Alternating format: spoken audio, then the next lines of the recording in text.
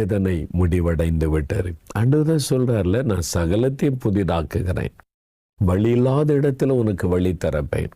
இன்னைக்கு குழந்தை இல்லை, இனி அவ்வளவுதான் சொல்லாங்களே. உங்களுடைய நிந்தை மாறும், உங்களுடைய இழந்து போனதை உங்களுக்கு திரும்ப தருவார், உங்களுடைய அவமானங்கள் ஆசீர்வாதமாய் மாறும், உங்களுக்காக புது வழி திறக்கப்படும்.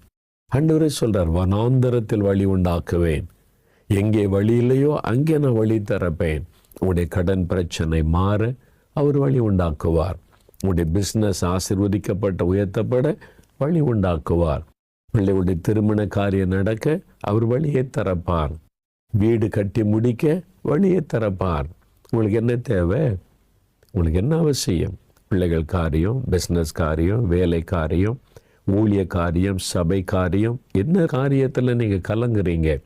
ஆண்டவர் சொல்றாரு, என் மகனே, என் மகளே, முந்தினதை நினைக்காத, நான் உனக்கு புதிய காரியத்தை செய்கிறேன்.